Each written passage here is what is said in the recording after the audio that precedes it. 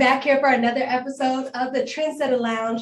We're joined by Latasha Brooks, who is a mom of 3. She's a successful business consultant. She's also the CEO and founder of Coach Brooks Business Consulting. Yes. Hi, Latasha. Hello, nice to meet you. Yes, yes. And thank you so much for joining us in the lounge. This is nice. We're so happy to have you. Thank you. I'm glad to be here. Yes, and you're coming in from Virginia, but you're also from Jacksonville, Florida originally. Yes, ma'am. Yes, and so let's get right into the conversation for today. I want you to tell us about your business and just take us back to when you first got started in the world of business consulting. Take us back to, when you dipped your toe in the business. Take you on a journey. Yes. That's what you are. Okay. So I like to tell people that I didn't choose entrepreneurship. Okay. Entrepreneurship chose me. Mm-hmm. I was forced into it at a young age, the age of 6th grade. Okay, a lot of people are like, that was 12. They do the math. They're like, you were 12 years old. Yes, I was 12 years old. Mm-hmm. And my older sister needed me. She was already a business owner. She just did everything in high school and college. Mm-hmm. And so she's older than me, and she needed me to help her with an event. Mm-hmm. And it was the same day as my performing arts studio and wow. the biggest theater in Jacksonville, Florida. Okay. And I had to choose between helping my sister or auditioning that day. Mm-hmm. And so I chose to help my sister. Oh. And so ever since then, it was nonstop. I became president of organizations. I started helping planning events. And then at 18, I landed a corporate job training corporate America. Wow. And so it's been nonstop, Okay. nonstop. Okay, let's talk about transitioning from corporate America into being an entrepreneur, because that's what you do or have been doing now for the last couple of years. Last couple of years, last 3 years, 3 or 4 years, I'll be celebrating my full-time entrepreneurship. Yay. Although I've been running a business for the past 13 years, Mm-hmm. I was still stuck in corporate America. Mm-hmm. Corporate America, I worked from home prior to pandemic or any of the popular working from home, and I only had to answer to the CEO. Mm-hmm. And so I didn't have to take phone calls. I had my Mm-hmm. own office at my house, and I was living a good life. It was what I would consider a easy corporate check. Mm-hmm. And so that kind of holds you back in corporate America Mm-hmm. because it's easy money. You're not working for it. I I was still see. able to work on my business as well Mm-hmm. while working with corporate America. So I stayed for Mm-hmm. a very long time. But I will tell people it's not good to stay because it holds you back and it Mm-hmm. hinders you. Mm-hmm. Once I left corporate America, it was non-stop. Wow. Okay. Non-stop with business. Really? Yes. Now, what do you say to the woman who's scared to make that leap of faith, because you probably didn't know what was going to be ahead, So I don't call it a leap of faith. Okay. Because I've always planned to transition out of corporate America. Okay. But I was one of those women, and I'm sure plenty of women can relate to this. I was one of Mhm. those women that I had a few exit dates. Mm-hmm. And what I kept doing Okay. was pushing my exit date back. Every time it got close, I would tell my husband, I'm going to give it another month. He really needs me. I'm going to Mhm. give it another month. And it held me hostage because Oh. every time it came, and then it was at one time, I tell people all the time, either corporate America is going to get tired of you or you're going to get tired of corporate Oh, America. wow. And I Okay. felt like I was tired of corporate America because he wanted me to make a decision Mm-hmm. to choose my children or business or Mhm. work and his work. Mm-hmm. And I was like, never, I'm never going to I'm never going to choose corporate over my children. Right. And so I was like, I told my husband, I was like, this is my last day. Yeah. This is it, Okay. And I left corporate America. I would have still been in corporate America to this day Mm-hmm. if I wasn't put in that situation where Mhm. I had to choose. Now, you say that either corporate America is going to get tired of you, Yep. or you're going to get tired of corporate America. Yes. So my question is, do you think that everyone has the spirit of entrepreneurship? Not everybody. Okay. We need some bosses and we Mhm. need some workers as well. Okay. Entrepreneurship is very hard. Okay. People Yeah, look at it social is. media and they're like, they see all the glitz and glamour and they see all the good stuff, but they do not see the sacrifices and the Mhm. hard work on the back end. Mhm. And so people don't understand that, yes, I see you. Right. You make it look so easy. Right. But as a full-time entrepreneur, I'm always looking like, oh, I wonder how much sleep she got last night. Mm. Or I wonder how many times she's been burned. Mm. Or I'm wondering how booked and busy and booked and tired she is. And so I, as a full-time entrepreneur who understand entrepreneurship, when I look at social media posts, I know it's so much more behind it. Yeah. And so when people are jumping into corporate America who don't understand how entrepreneurship is, they set themselves up for failure because they don't know you're about to work, at least the beginning of it, you're going to work 10 times harder than you did in corporate America. Right. You got to get to that point where entrepreneurship comes easy and you're enjoying it. It don't start off that way. And so I feel like some people just want to clock in, just want to get a check, just want to go home, and they don't want to deal with nothing else. And then some of us enjoy entrepreneurship, even though it's a roller coaster. We enjoy the best part of entrepreneurship. Yeah, and I heard you say booked and busy, which I know your book is titled Booked and Busy, or not paid and free. Paid and free, not booked and busy, right? Not booked and busy. No, ma'am. Those days are over with.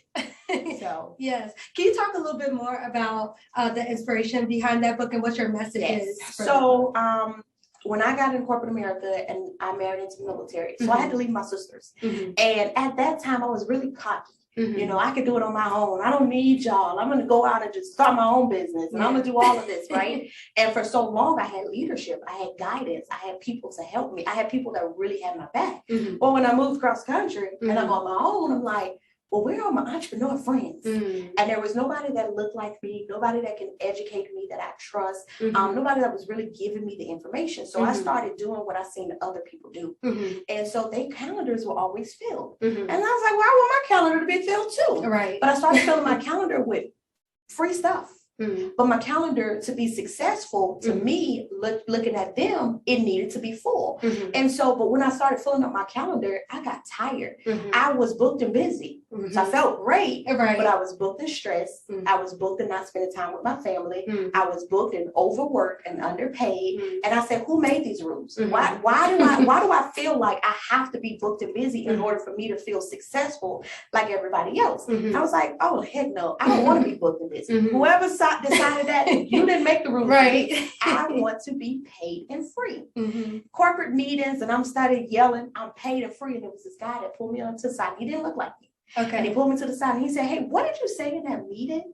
And I was like, I don't want to be booked and busy. I want to be paid and free. He said, can I put that on a shirt? Oh, now he didn't offer to give me a cut off of it. He didn't offer nothing.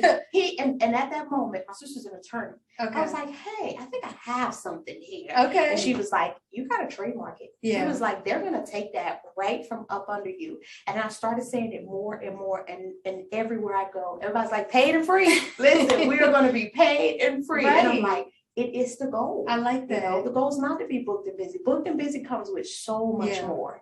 And I can't handle that. Yeah, and it seems as though, like, even as a society, at least, you know, now in modern day times, people have glamorized busy, like with hashtags, like I'm booked, busy, and blessed. I'm like, who made these rules? Right. And when you look at entrepreneurs, you do see that. If you're not booked and busy, you're not winning. No, because some of us is booked and busy and broke. Okay, so nobody talk to me about the 3 B's. Okay, booked, busy, and broke. You know, because again, you looking from the outside.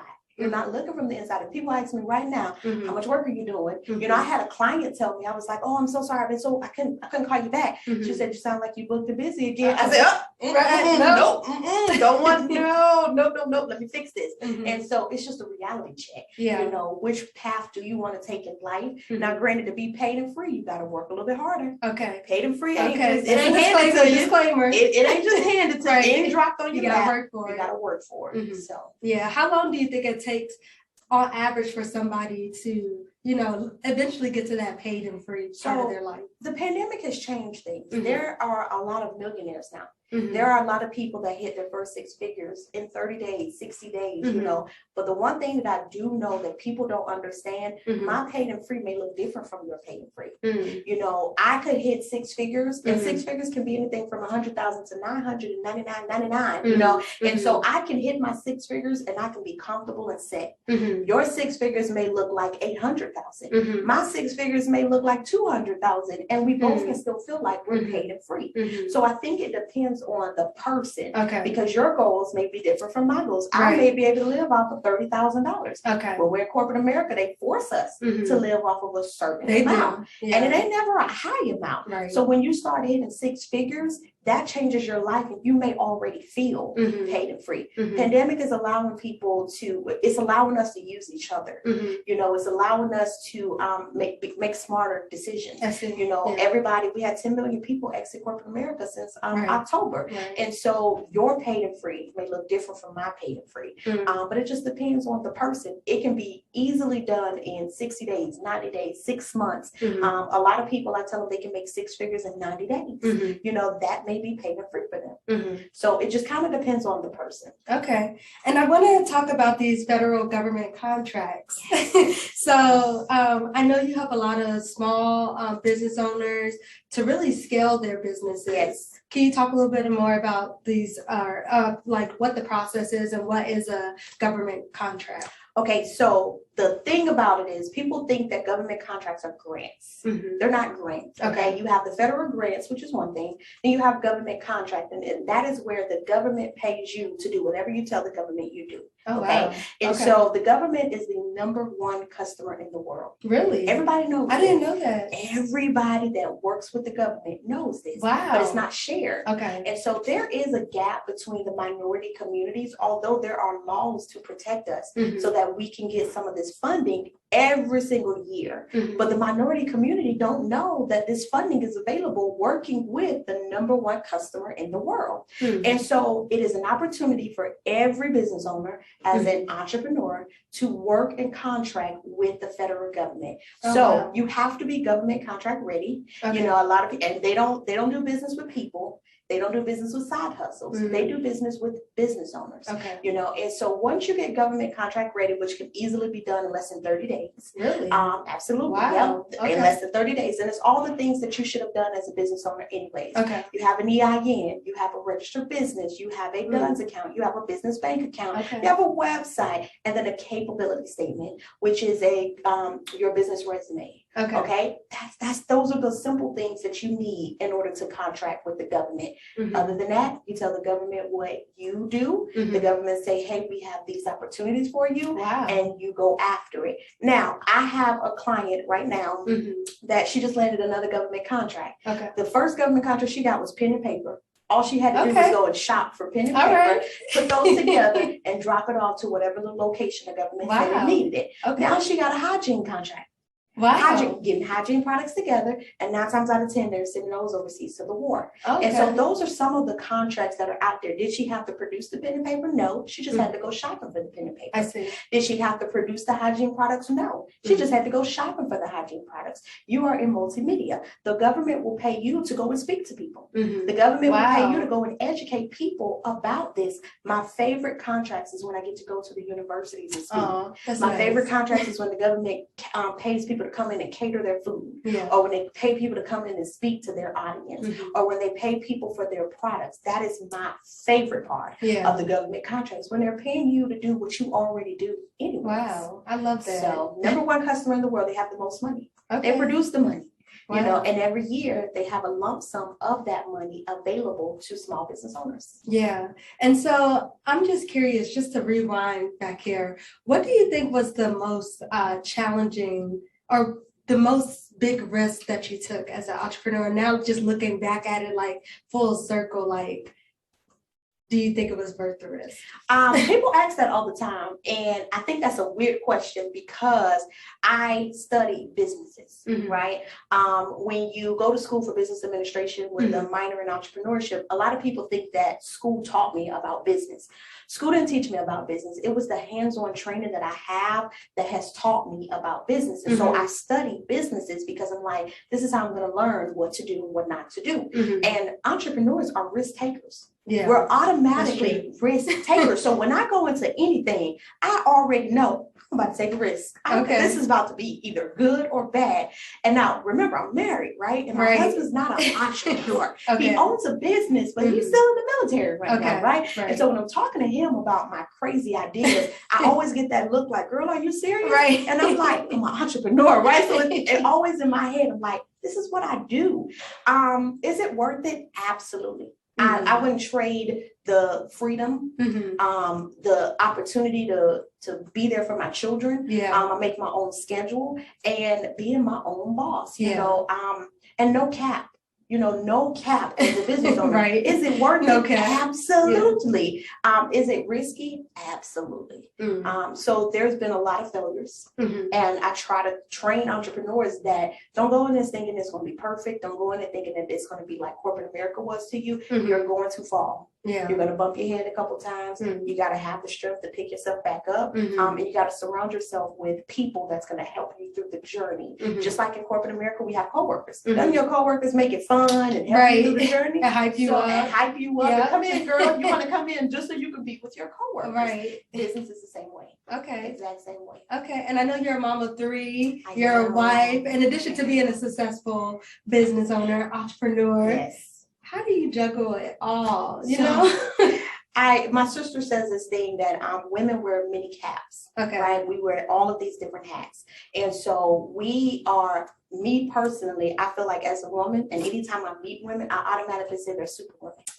And it's not fair to us because we didn't ask for all these hats. We didn't, we're not the only ones. Men have capes too, but I feel like we're forced to put that cape on. And I feel like that is our superpower because regardless of what's thrown at us, we know how to handle it. And so people ask all the time, how do you do it? And I'm like, I'm a woman. I'm a superwoman. That's just what we do. You can't explain how you took care of everything all day, throughout the day, and how you accomplished it, and you're still not tired, and you're not complaining about it. You're just doing what you know you naturally have to do. It's a part of our nature. Yeah. What would you say is your superpower, though, if you could choose one? I think the way that I relate to people. I think my superpower is I do what I want, what's comfortable for me, and I never sacrifice being, or I never allow anybody to change me.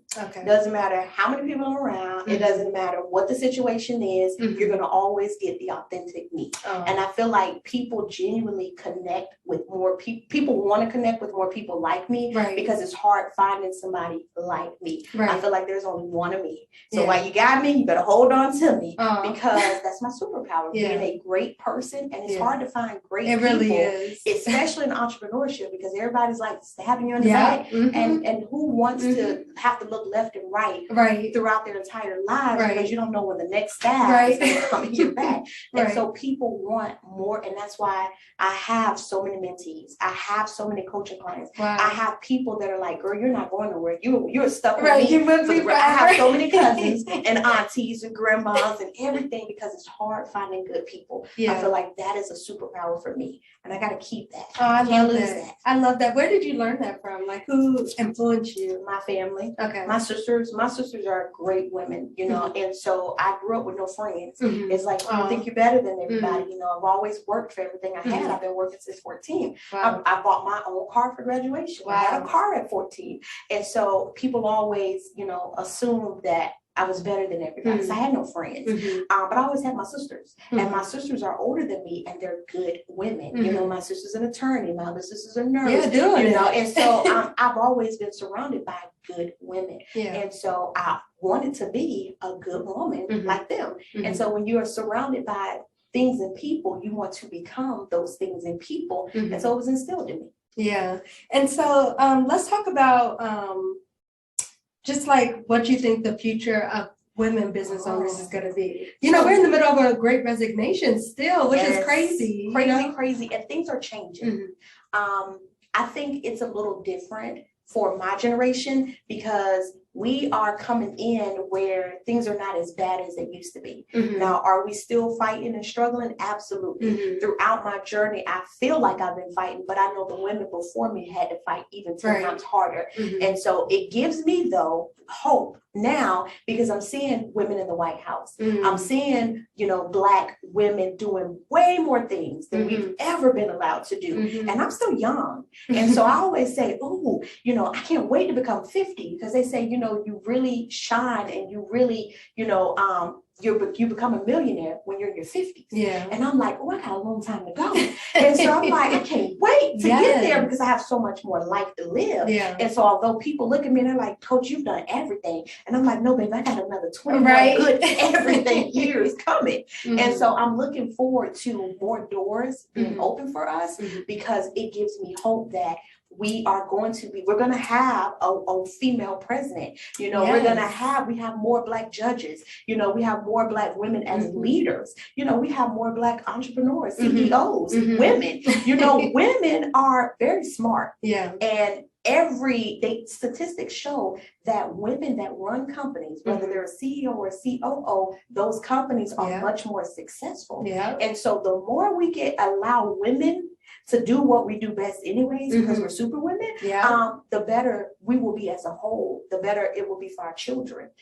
Our children are looking at us. My children look up to me. They want to be like mom. Yeah. And it's like, because they see a woman doing things that we normally don't see women doing. Yeah. So I'm excited for the future for us. I feel like I may be the next president. You just never know. Okay. I'm sitting right next to the next president. Okay. Or maybe Oprah. Ooh. I'm so excited because I've gotten to see, what could be there for me. So let's do it. Yeah, and I know you have about 700 mentees. Yes, I have over 700. How do you manage all of that? Like, how do you juggle all of that? Group mentoring is a little bit different from the one-on-one, and so I specialize in all things business development. Okay. I mean, it doesn't matter what industry you're in. I can help you create a roadmap to take your journey the way you need that journey to go. A lot of entrepreneurs are just out there driving, right? And when you're out there driving, you have no guidance, no direction. You don't know where you're supposed to be going. You don't know, you don't have any help. You only got a little bit of money for gas and you don't have a plan.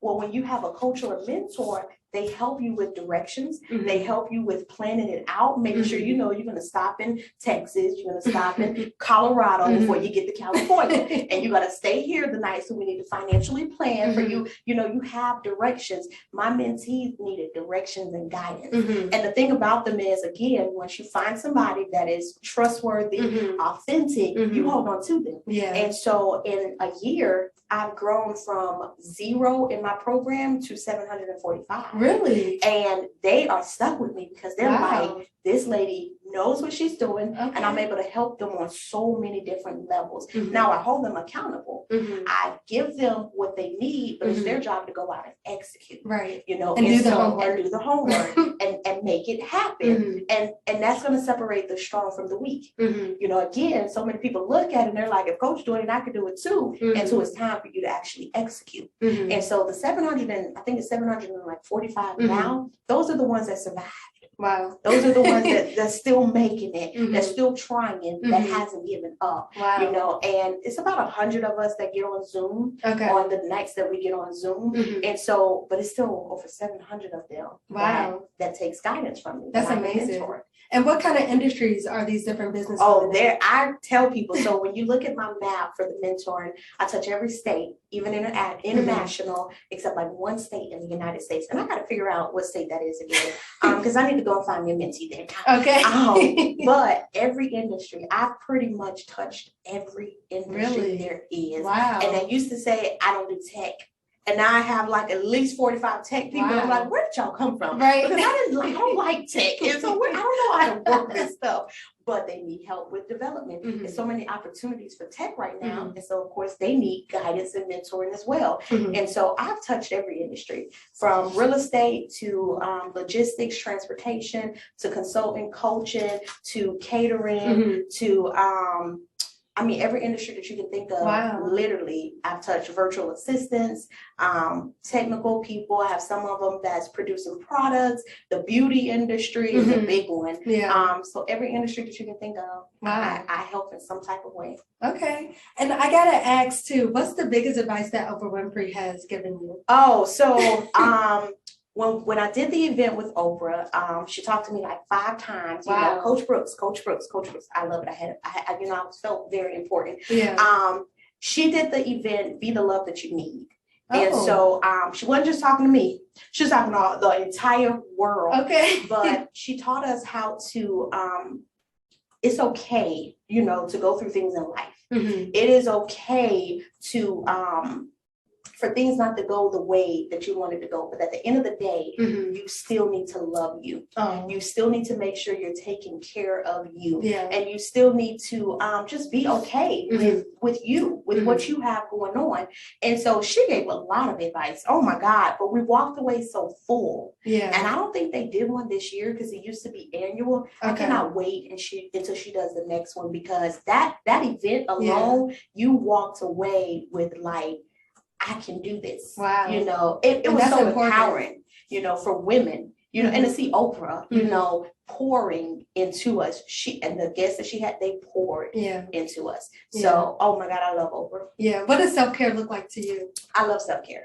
And so that's how her production team found me. They found me on TikTok. It was the beginning of the year, and I had a vision board party with my girls and my daughters. And so there was kids there, there were teenagers there, and then there were girlfriends there. And so I did a TikTok video, and I was like, y'all make sure y'all are planning your life and just having a good time with your girlfriends, and also handling business at the same time, but then also teaching our teens and our kids as well. And so her production company saw that video, and that's how they discovered me for that event. Wow. And so it was self-care, you know, making sure you are, I'm a little selfish. And that's okay. Because my why right now is me. You know, I've always sacrificed everything for everybody else. And my why is making sure mentally I'm okay. And so I have my nails, my hair, my massages, my facials. Every week I'm doing something for me. I have my me time at night. My kids know Mommy's having her me time.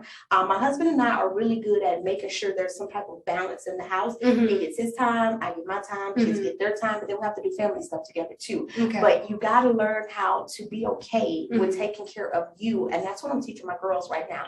Take care of you, because you're no good to other people if you're no good to yourself. That's very true. So. Yeah. And then also you have an event coming up on April 14th. Yes. So we are doing a government contracting event in Washington, D.C. It is called Minority GovCon Business. And we are helping the minority small business owner bridge that gap, making sure they understand what's available to them, what's happening right now in the government world. And we're going to be hands-on teaching them, pulling contracts, registering, reviewing their capability statements, writing RFPs. We are going to be hands-on helping the minority community understand government contracting. And how can they get tickets? How can they register? So they can register Eventbrite, Minority GovCon Business, or they can go to the website, which is www.minoritygovconbusiness.com. All righty. Well, thank you so much for joining us in the lounge, Latasha. This has been so great. This is phenomenal. I'm so glad that you invited me here, and I'm glad to be here. Yeah. So how can folks follow you to just stay up to date with everything you're doing? So they can follow me on social media. I am Moneybags with 2 G's.